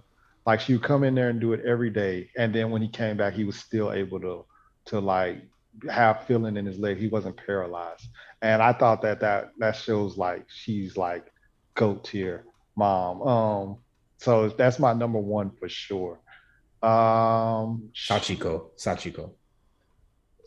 Okay, yeah, that's number one for sure.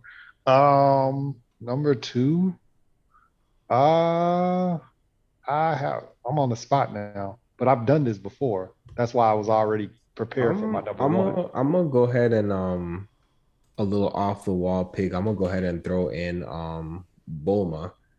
I think for what that world is, and even whether you want to go the GT route or the super route, I think the way that Bulma has to represent being a mom and kind of, you married to one of the strongest men in the world conceivably, and what that entails, and still preserving their individuality, still raising a home. You go into super, and we can argue that that the Dragon Ball, that Earth in super only exists because of Bulma.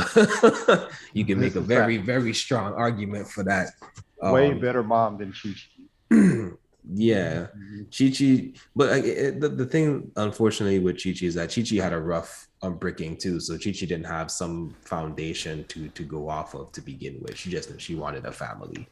Fair enough. I'm gonna say this now. For next month on Father's Day, I hope for Crunchyroll Verve they better have the number one father there, and it's Hunter x Hunter. They better have right there, and I will watch Hunter x Hunter that day for best dad of the year. No, right why would they do that? When you got Shao Tucker right there. Yeah, exactly. Shao Tucker's right there. What are you talking Yeah. about? Oh yeah, that too. He's a great father too. As soon as I hear Father's Day in anime, it's the first father I think of. They did have a good mom as well. In the lineup, Mob Psycho 100. They did. For those that don't know, she's a great mother because she supports her two sons. That goes to school and everything. It's very simple, It's alright. straightforward. It's alright. They did have Fruit Basket too there.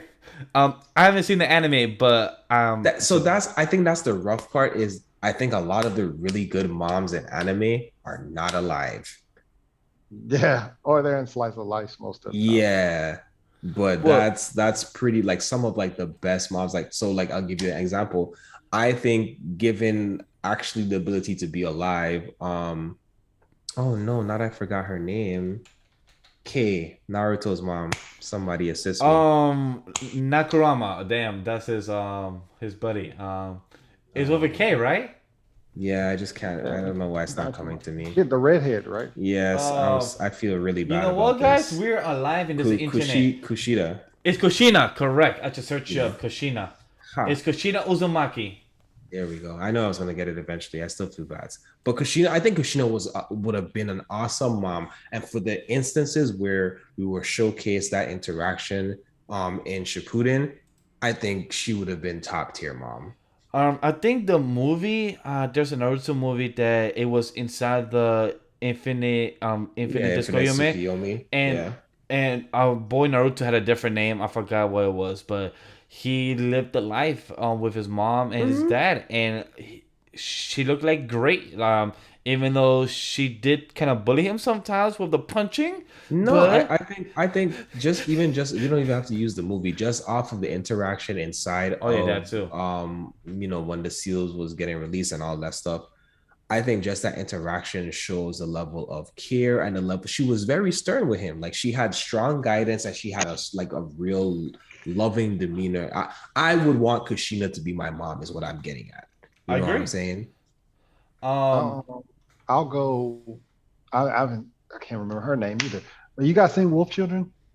I haven't have seen not. it. Sam has Uh, tried to put me on, but haven't yet. the mom on Wolf Children is really, really great too. But once again, passed away. And so yeah. Emotional damage. Like she doesn't make it the whole way. But yeah. I was gonna say, how about our boy from Attack on Titan? Aaron's mom did a great job. Wouldn't know. No, Wouldn't know. Um, the who? real mom. My hero's mom, Abu That's Deku. actually I'll say that because she She is alive and she's supportive. she was She is supportive even supportive. though he didn't have powers, and she was like, No. still be the No. best. No. Come on. No. She's part of the reason that his spirit was initially broken, and we're never gonna. I don't want us to sidestep around that. There was True. there was there was moments of failure there. I'm Oh not yeah, saying I that she's agree. not a good mom, but there was moments of failure there as a parent. I think it was very well represented, and I think it was intentional. So I don't want to take away from that as well. Um, the other moms that we've seen are also very much so damaged outside of like Bakugo's mom, but Bakugo's mom is unnecessarily aggressive, and I don't mean that to say that that women cannot showcase that way, but I feel like it was kind of just a play on Bakugo's personality I kind of got it. thing. I know exactly who's a great mom. Nami's Hmm. mom, One Piece. Yeah, that's how you She, feel. she could have easily said, I have one daughter and paid the fee for Arlong. And like pretty much just been done. But she was like, no, I got two daughters, so this fee is for them, not for me. And Arlong was like, all right, bet. Let me just go on and ask you out. So I was just like, the fact that she rode for them to a point of like, just in case they come back and they're like, what I'm saying, you didn't have the money for two, I'm gonna take one of these kids or something like that. She really put her life on the line for, what I'm saying, for her both her kids. And I fuck with Hmm. that. So Nami's mom, I don't know her name either. I'm sucking at these I don't names even right remember a name being. It probably was, but that's early on, way too so far long back. ago. So long ago. But I was just like, okay, that's another one that I'll say that she was pretty much fire. Yeah, there's not a lot Um, of moms that's very out there unless slice of life or anything like that. But I'm checking out all the animes I've watched, and I went through them and I look at them and like, there's no type of mom person that's really out there. Hmm. I will say, No. Naze isn't a mother, but serves a slightly motherly role. Gundam Iron Blood Orphans, Okay. when they get onto the ship and they're kind of the both of them, they kind of take on a parent type role to the kids, kind of sort of. Um, and I think that's as close as I'm gonna get with anybody else. Also, technically, anyways, Yeah, I that's couldn't it. find so. But this is our mother shout out section for anybody that's a mother out there. Happy Mother's Day. Hopefully you guys enjoy. Hopefully you had a good time. Flowers, chocolate, everything, and got treated well. But don't forget, at the end of the day, Mother's Day, Father's Day should be every day and treated specialty, because you are a loved one and you are a parent. But let's get to our main topic of the show, and is Bubble, the anime movie that it was released on Netflix last week. It was released on April 28th, 2022, and it is directed by Tetsuro Araki, and it is adaptation from a manga. So it's pretty interesting. Film is an hour and 40 minutes, and this is gonna be the non-spoiler section. So who wants to go first? I'll go first. It was a pleasant surprise for me. I knew which studio was going to do it, so I was like, okay, the animation is going to be beautiful. So we already knew that that was going to happen. But as far as like the story, I was like, all right, so what are we going to get out of this story? Because some of these show movies that they've been putting on Netflix have just been okay, but they haven't really just been great to me. And for me, this was a pleasant surprise. I thought it was really, really good. The story kind of gave me a Little Mermaid type feel a little bit, and you know what I'm saying, as far as like the actual storyline of trying to get to the surface, things like that. And I love the parkour aspect, the theme of it. I really love that. I thought that that was something different that I hadn't seen in anime before, and I love that parkour theme.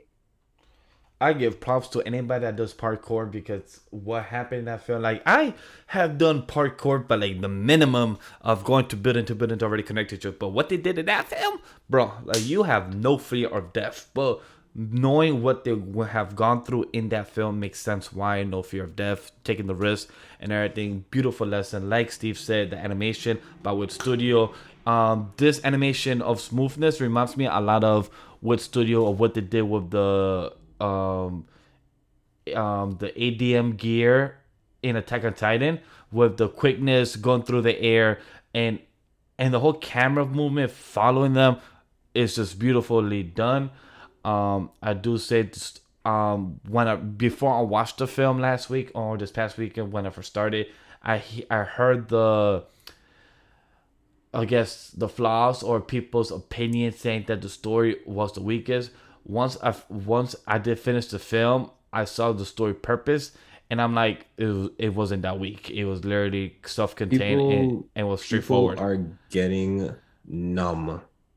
People are getting spoiled with anime. Yes, and That like was a beautiful, Mhm, deep, and thought out story. mhm, And yes, from thank you. start to finish, it was good. mhm. The only criticism I have of the story is, and are we fair to go into the spoiler territory here?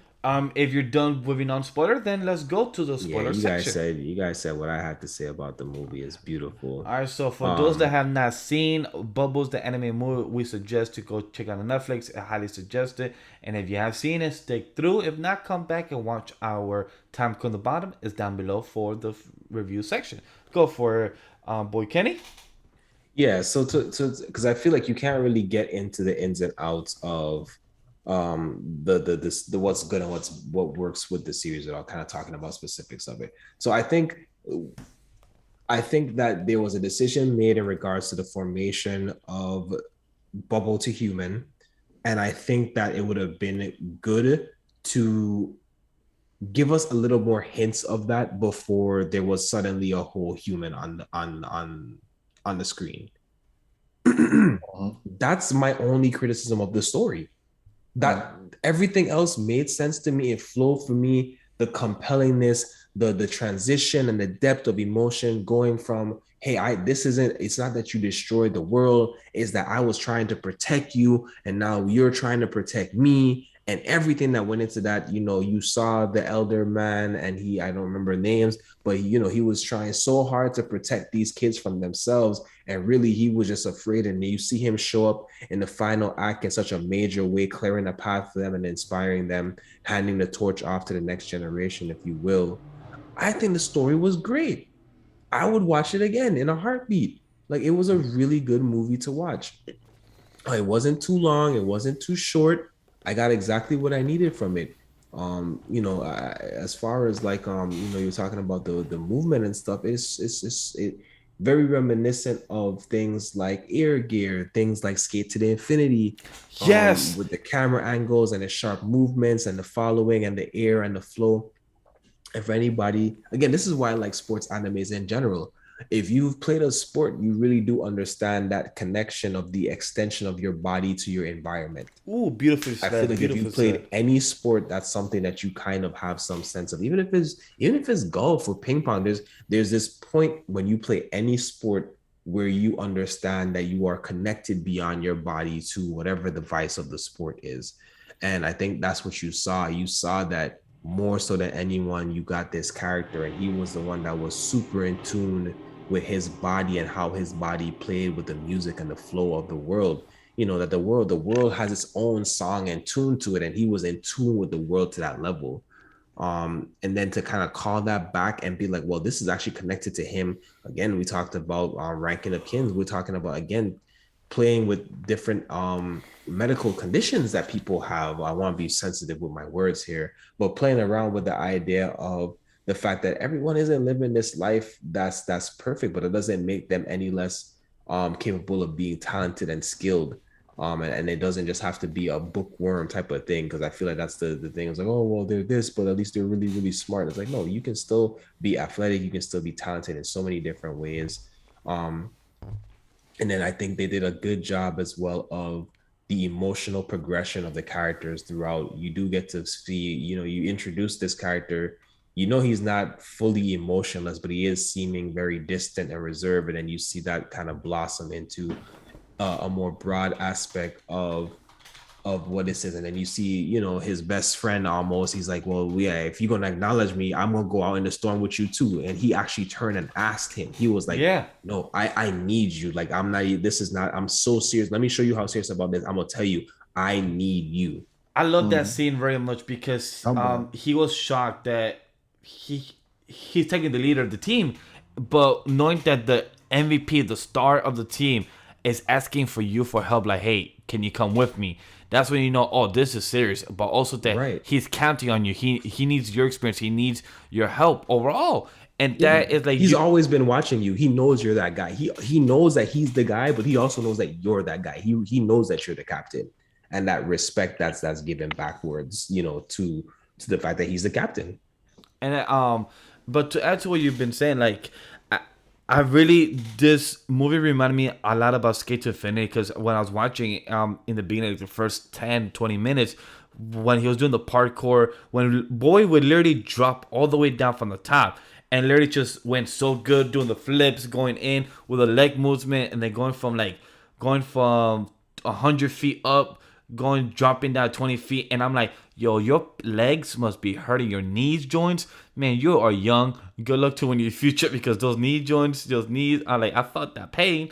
But it shows the skillfulness, it shows it shows the agility, how smooth that he's just going around and jumping, but it shows how quick he's ready for it. But also it shows the camera angles all around of how he's going from rock to the bell to the building. And to what you said, and then to what you said, Kenny, it reminded me a lot of myself when I play handball and soccer. You're playing with a ball in soccer or handball, but you are not connected to the ball or handball like a baseball bat, for example, right? With a baseball bat, you're holding it. So once you hit the ball, you feel the ball, the tension, you feel the pressures. But the same thing with soccer. Even though the ball's not attached to you, once you kick it, with the wind, you have a connection with it. Like, for anybody that has played soccer, handball in that aspect, could understand this type of example, because I play handball, and when I throw the ball, I know where the ball's going. I feel the pressure because I'm guiding it. I feel my whole body tension and everything. So seeing that, with the way the main character, what's his name? It's not Shin, his mentor, Hibiki, the way he was going around, and the way everyone, even the opponent team, even the people cheering them on, they also could feel the same excitement and the same love for the sport. It's because they know the risk, they know the pain, they know that this is just more of a glory. This don't have any perks. This is just that who wins the block, who who can call victory, who can say I'm champion in this type of bubble for it, and pun intended. Mm. Yeah. Like just and I love the parkour aspect because it set the tone. It was like they start the movie off and they have the parkour race and everything like that, and it's just like boom for the rest of the movie. It shows like boom. That's why they're able to run through these and do all the tricks and everything like that. So I really love that parkour tone. It was just very interesting for me. Well, I would say as well, to what Kenny said, I wish we get the flashback of not the full flashback that we saw in the end of the film, but at least it's at least a small snippet of the bubble of Utah trying to save our boy Hibiki, at least in the beginning, at least a 20-second snippet of showing that type of interaction of the bubble and plus Hibiki, so it could much easier be smooth and connect with the story, and for the audience to understand much easier of what was occurring, because probably that was what a lot of people felt the story was very inconsistent or whatever it may be the reason. But for me, it felt very smooth. Even without that flashback in the beginning, it was very right in front of you. Like you understood the story, you understood what was going on from the beginning, you understood where it was going, in what direction. So at the end of the day, I didn't really mind it because I understood where it was heading, or technically where it was coming from, because he's a kid that had headphones. Like Kenny said, I love it that it showed, or with anime now, or with most type of mediums, it's just like Moon Knight. I love how most of these type of mediums are showing these type of medical conditions, but Hmm.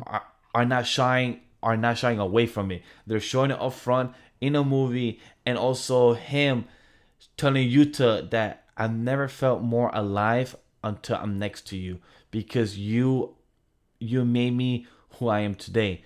Or I think he said something between the lines that meeting you has made me realize who I want to be, or something like that. So that is a line that's very beautiful, because I can relate to that. Where I met my partner less than 6 years ago, and I've been with her in 2 months. We're about to make 4 years. I've never felt more myself being with her, knowing anime lately, knowing and being production. So you just have to meet the right people and become who you are, or who you're meant to be. And that's what's very beautiful about this film, because it just shows that it's never too late to kind of become who you need to be. And that's what I kind of try to grab or understood from the film. You about to say? Oh no, I thought you were about to say something. But yeah, I love the fact that like you said, there's so many different um mediums that are touching on different things like this. Yeah, DID with Moon Knight. You said you feel schizophrenic for this particular movie. In Undone, they literally are uh schizophrenic. It's a Amazon Prime show. They use that to time travel their schizophrenia or whatever. And just like seeing that they're just touching on these different mental aspects and things like that, and it just shows that there are stories to be made that are original stories, and you can make them if you're not afraid to not go to those different waters and go to those different limits. I also I love the bubble theory or whatever, how like the bubble is like kind of killing Blue.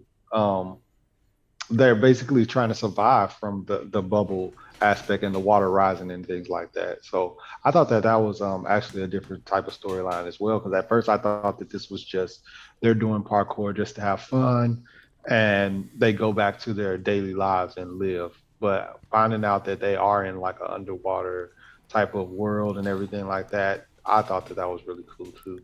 And I feel bad for Tokyo, bro. In most type of Japan storylines, Tokyo's always underground, water, hurricane, destroying. I'm like, damn, it's like Tokyo's just going through its shit in all these other mediums. But with the joke aside, to add to what you said, Steve, about the whole, I don't know why, if it's just me, guys, but tell me what you think.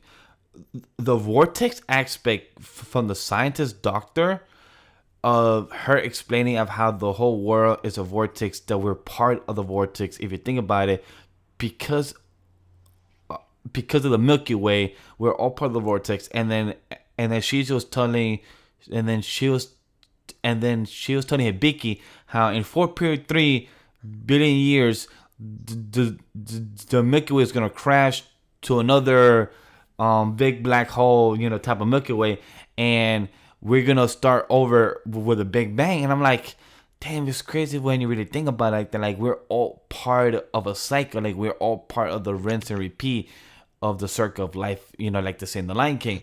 So, but it's just, I like the aspect of the way the scientists try to explain of the whole vortex. And then I love how they just kept bringing it back with the shell,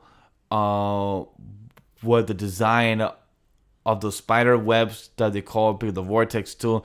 It's just so pretty fascinating of how clearly they explain the aspect of this whole type of phenomenon. Like, it's very beautiful and sad in a very sadistic way when you think about the vortex and us in the whole cosmos aspect. But it's very dope though.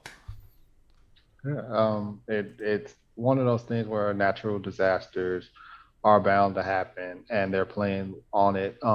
We had like this Don't Look Up that came out, and then you had Japan Sinks and all these other different things, and these like these Ooh, natural oh disasters. Lord, Japan sinks. I Man, still haven't seen that one yet, but I plan to.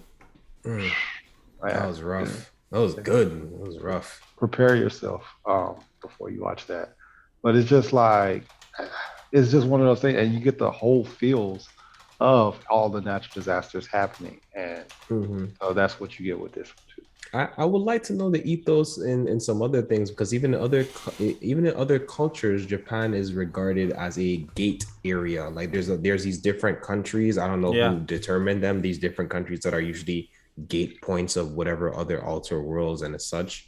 And Japan, Tokyo specifically, is always one of those places. I don't know if it's just like a known world popularity thing that they choose these places, but it is fairly consistent. Like you said, it's just always poor Tokyo. Always. And plus, Um, kidding. How did you feel about the whole vortex aspect? The Big Bang. With the whole science aspect within the film. How did you feel about that? that- What do you mean? Can you elaborate? Can you elaborate or restate? My question is, how did you feel with the film trying to explain with the whole bubble type of phenomenon, being with the whole vortex, the dark matter, with the whole trying to explain that we're all part of the Big Bang. How did you feel about them trying to, like put some logic into it?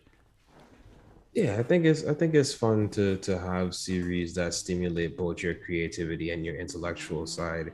I did feel like the scientist girl was a little cringe as far as a character, but I feel like that was intentional. But no, it's cool. It's cool to see that connection because it is a natural disaster, right? So there has to be some type of like other world understanding, and they've been living inside of the bubble, like they said.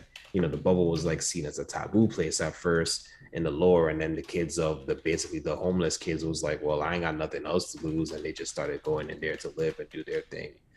Even though that they knew the risk of the different spots and zones that basically existed, I would have liked them to possibly, even if it was just explanation in words after the fact, get into why those spots were appearing otherwise. Was it just were they always just trying to get that other one stray bubble? Like why were those spots popping up? Why was there so much extra gravitational pull and stuff? The engineer and scientist in me is a little bit curious about some more of that stuff. But I think again with the time that they handled that they had to handle everything that they chose to keep the movie at, I think they did a really good job of giving us a lot of information. And yeah, especially, yeah, I was about to say, especially with the time given. But go ahead. oh, I was just gonna add to how her co-star Shin, who was the guy that was kind of protecting the kids, who had the broken leg. My dude was an athletic beast. My dude literally came into the tower, literally sprinted through all that, and I'm like, damn, you was like the champion or something. Like, makes sense why he was well known, and these kids were excited to see him on the field because that, oh my god, you're here, oh my god, you're joining us, and I'm like, damn boy, you are Speedy Gonzalez out here. But it shows because he's skillful. It shows why he has a past, because of why he's not trying to do parkour no more, because of his ankle or leg that part of his leg that was gone, taken out. But it shows from his skills for that reason. But the animation of the last third act, it showed how well and clearly boy was just jumping around, and for the skills of his technology of him just without the airstreams shoes the kids had, he was just sprinting it out there. So that's pretty dope. Yeah. I overall I just really enjoyed this movie, and just the aspect of trying to just adjust to that.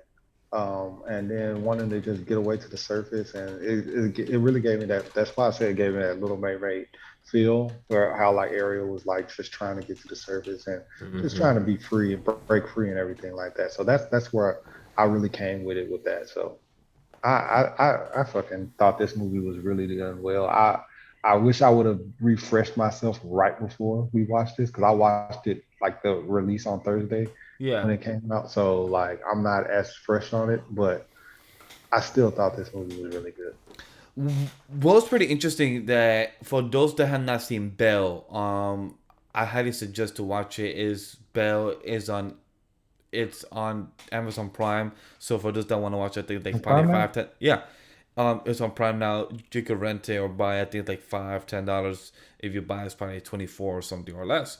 But for those that have not seen Belle, the only small type of spoiler I think I would say is that it's based on the story about the Beauty and the Beast.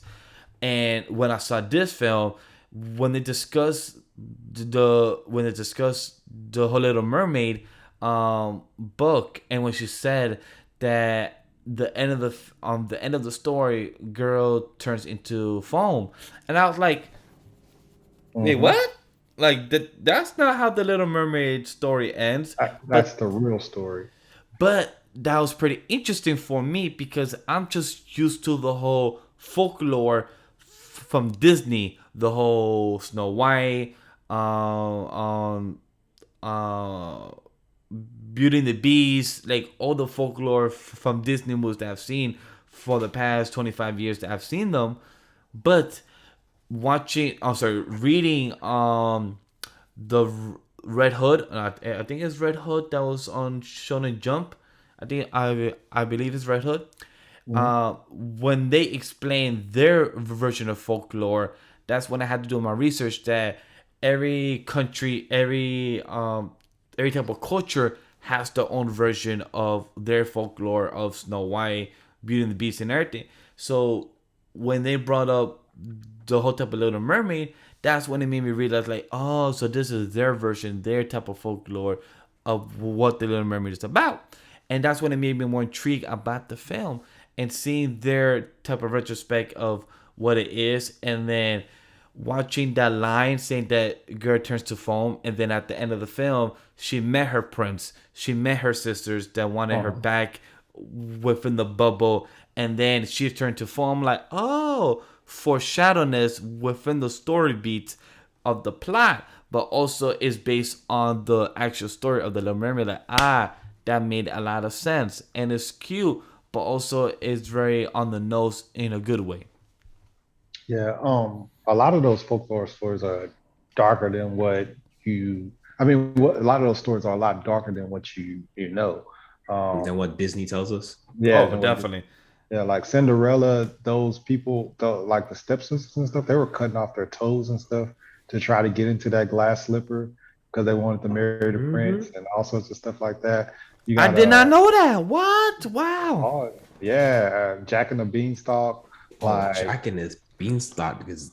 a horrible story. Yeah, bro. It's a Like he horrible was the story. giant was obviously eating kids, but he Jack like gets a paper like a sack and he puts it under his shirt and he fills it with food and he's like, yeah, and he cuts the sack and then the food falls out. So the giant's stupid and he cuts his stomach and kills himself. So it's like there's like all Wow, that sorts of shit darker than I know. Shit, damn, that does sound dark. like a lot of the stories are like way darker. Like they're What actually was got that? What was that show that was on ABC actually? Once Upon a Um, Time. Once Upon a Time. They did a Actually, slightly decenter job of like kind of tapping into some of the other darker parts of the different stories. Peter Pan, the Yeah. Peter Pan story, because Peter Pan Mhm. is actually the bad guy, and he's Peter Pan stealing. is indeed the villain.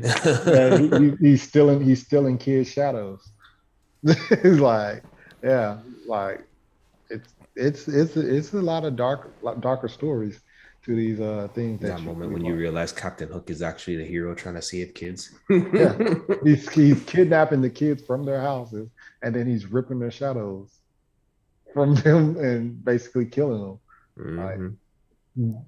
he's definitely yeah. There's a lot of No stories like lie, that. I found out later after years. I think when I was 15 or 14, I found out what was the true story about Peter Pan and Captain Hook. I was like, oh my god, Disney is really making it much sweet for kids, but when you find out the actual folklore of them, it's more dark than it is. I'm like, damn, wow, okay, Disney, I see what you're doing. That's some Hansel wild and shit. Gretel. Hansel and Gretel killed that lady to get out that house. Yeah. So it So, just shows that with this film of Bobo, it really made me realize like there's all different types of story in folklore, and it's very different from what you know, or the adaptation, etc. So it just shows, and it gave me that acknowledgement to remind myself that there's this type of very different storytelling within every single country or the culture, and that being the case with the whole type of Little Mermaid, it was very well dope. The I wouldn't call it love chemistry, but it was more of caring for one another with with with Hibiki and Utah. It was just very well done that he was looking for her the whole time, and she was looking for her prince, and the prince was the same person that he was looking for. So it just worked out at that end, and it was just very beautiful. so what was y'all like overall like ranking for it? Where would y'all put it? I, Hmm. I'll give it a solid 7.5 out of 10. A good solid 7.5 out of 10. It's not perfect, of course, but it was entertaining. The animation, the smoothness, the parkour. Again, I give props for those parkour people because you're literally going against your life, and you literally could die. Like there's a whole pink or black vortex on the water ground where it literally sucks up and eats whatever's there, and probably goes out who knows where in the cosmos. So just to see that going on, like parkour people, I give you the praise because I've seen people that have like a whole GoPro here and do some crazy parkour like on YouTube or TikTok on Twitter, and you'd be like, that's a his thing. Like I would love to do skydiving, but would I do it? Maybe not. But in my head, I would love to do it. So stuff like that, like what's the other one that is b- boundary jump? I think it's boundary jump, right? Bungee jump, bungee jump. Bungee jump. Yeah. Yes, bungee jump.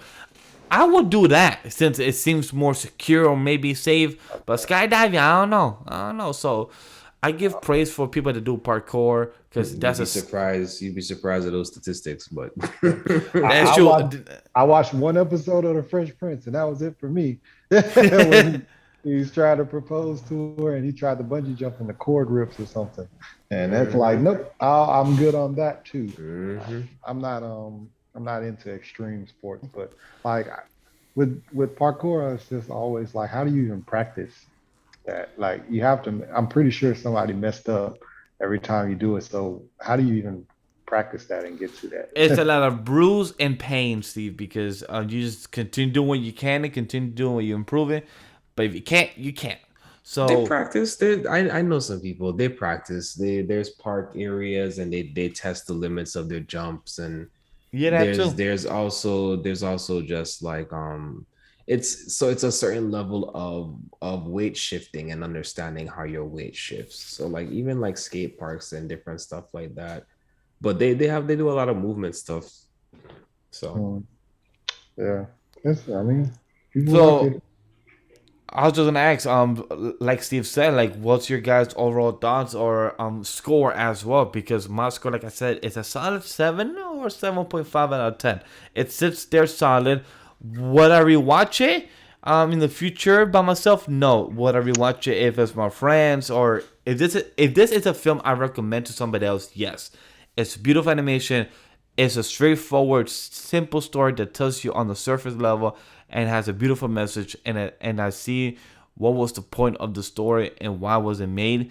Is because it tells that to live your life free, go out running, and go find your true love in the water. I um get. Oh, go ahead. sorry about that. No, you good. Oh yeah. I think it's a good movie. I would happily recommend this to somebody that's new to anime. Like I said earlier, I would rewatch this. I'd rewatch it this weekend. Um, I think it's good. I think objectively speaking, I'd give it a solid 8 out of 10. Subjectively speaking, I would also probably be in the realm. I mixed that up, but objectively, more critically speaking, rather, I'd probably give it in the realm of a 7.5. But just from like how I felt about it, and like I said, I think there is some replay value to it. I think it is. This is one of those movies that you can put somebody who's like, oh, why do you watch that anime stuff? Why do you watch that anime stuff? I got a movie for you. Come, let's check this out. And it Agree. might not be their favorite movie or anything, but I feel like it's one of those good segues into understanding how animated movies do have their own realm and the ability to express a wide depth of emotion and cover a lot of information Yep. at the same time. So like I said, for me, maybe a little more subjective and in my feelings, I'd probably give it an 8, but being a little more critical, it's a solid 7.5 for me. I was gonna say an 8. As well for me. I really loved. I thought how beautiful it was. The fact that we are getting a lot of the scenery and everything at this with the water and everything like that. Mhm. That set it up over the top for me as far as like Yeah. how great it was. Because Yeah, the animation alone, man. yeah, If you just did animation, music, and characters, if those are the only premise of the entire like of my rating, it mhm, might be a 9. yeah. Like it's really good. It's a really good series Mhm. or movie rather. And I would love to, if this was a series, like if it was a short, like, what I'm saying, 8 episode series or something like that, I would love Hmm. that to get a little bit more of the lore and everything that was going on with everything. But Wit did the damn thing as far as like animation and how beautiful this really was. I enjoyed the parkour elements. That's something that I hadn't seen in anime before. I'm Yeah, sure there's right? yeah, I'm sure there's more anime out there because I haven't seen everything. But for me, this was something fresh that I had never seen before, and that's really something that I really enjoyed as well. Huh. So in the analyst, this is classified as a romance, sci-fi, and supernatural. No type of Hmm. sport type of recommended. I'm pretty Mm, I mean, shocked. it wasn't the premise of the story, so like I yeah. I get it. You gotta True. think when you think about sports anime, like the sport is the premise of the story. Like even like I said, I would consider Air Gear to be a sport series, because the premise there is around the skating. So, but I think sports was more like a feature of the Mm, movie versus there was this world event that was going on. That's the actual premise of the movie. yeah. And then you get the romance aspect as well, as the story develops, et cetera, et cetera. Yeah, so it's not like necessarily it's not centered around the sport of the parkour event that they were doing, which was really they did it at the beginning, and then we actually didn't get it at Yeah, all again till the anymore. end. Yeah. Yeah, so it was more so just like The reason why I appreciated them showing us that at the beginning though was because if you don't show us that they're like in parkour races and stuff like that, then it's just like, dang, everybody in this dang world can just run around doing crazy parkour tricks. So I do appreciate them doing Yeah. that parkour event in the beginning. I appreciate that a lot. Yeah. But from my understanding, is this like the first parkour anime? Because I haven't seen or heard of other parkour animes out there before, other than the bubble. Yeah, I can't speak to that specifically. I wouldn't strongly or confidently want to say yes or no. But if you would like to say probably mainstream series of sorts, probably so. Mm. Um, but it's just body movement. Like I mean, like again, we have Dance Dance Desert right now as far as the spring release. There's been other like dance and like movement-esque series. I think it's just a lot of it is body control and flow. So I think it's kind of hard to say Mm. parkour animated has a lot of relations to like fighting and fluid motion and stuff like that. So like I said, it's hard. It's kind of hard to say. I would like to lean on the side of no, but I couldn't say that with 100% confidence. Mm. Yeah. But yeah, I would like to see more. Hmm. If Would you I guys like to wonder see? Would you guys like to see sort of a sequel? Because currently the manga it's still releasing right now. how many chapters is it so far? Or If you give me 2 seconds, I'll let you know. Is Prince Stride really a parkour anime? I never seen Prince Stride. I didn't finish it, but I don't know. I didn't feel like. I mean, maybe I'm just remembering it correctly. So yeah, if it's still going on though, and if they did a movie for this one, then they come out with a movie again in like, what I'm saying, 20 to 25 issues, or do they let it build up and they be like, all right, so first you watch the movie and then the series will pick up after. So that's what I'm wondering, how many issues, how many chapters have they released? Yeah, I guess Stride is a main and it is mainstream technically parkour series. I didn't get too deep into it, so that's why I can't remember what exactly the premise exactly there Yeah, was. same. It doesn't really give me how many chapters because I can't find the actual correct name of the series overall. So I can't find I it. would I would say what not to drag on combo too much longer. To answer Oh the yeah, of question, course. I would love to just get more movies. If there's enough Cool. bandwidth and content for that, I mean it would be if there's enough for just like a little mini series. Maybe you do. I don't know how the world goes, but it would be cool to see like how things are in different other parts of the world. It'd be cool to see if there are other worlds, how those worlds overlap with each other, different elements, how those elements interact with each other. I could see a lot of potential for a lot of different directions to get creative um, with the series. So um yeah, I think movies though. I think I would have to say I would be good for maybe like another year or two to get another movie that continues this. All right. And keep with, for sure, keep with Yeah, studio. with likes their small projects, I feel like from their type of lesson of what they did with Attack on Titan, I feel like they want to stay away from big name projects. Just want to be self-contained for what they plan to do in the future. Because I feel like that was a lot of pressure, trying to time constraint and everything. And they are a small studio, so it really depends. And I agree. I would like to see a sequel or some type of more continuation for this type of bubble series in the future. Um, that is the overall review for Bubble in the spoiler aspect and in the Wait, wait. I'm sorry. I just read this article's title. I want to read it real quick. what's up? It Talk to me. says disappointing bubble brings boredom to anime parkour. What? And who wrote And it? this is the Doctor Street. Was I it don't even comicbook.com? I'm not giving the entity any more credit than the title that I just read. But If people that But have this is the not, Doctor Strange. Is the Doctor Strange thing all over again, like we did at the beginning. People's weird expectations of exactly how they feel things should go.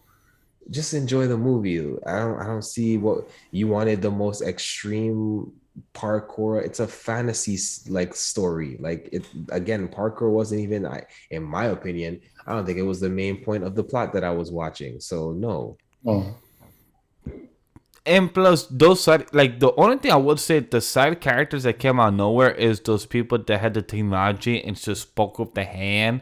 That was the only that came out of the blue, and I'm like, wait, what? Where you come from? But then they was there to help out at the end for the shoes, so oh, they was useful for that purpose. But it made sense at the end of the day for the purpose of being here in this scene, because they came full circle at the end. So overall, if you're bored of parkour, then you have not done or watch or know friends that done skateboard and that have done any type of bicycle tricks, because those people exist. This is what they feel connected to the ground, connected with another type of way with the world, with a bike, a skateboard, going from building to building, from jumping to here and there.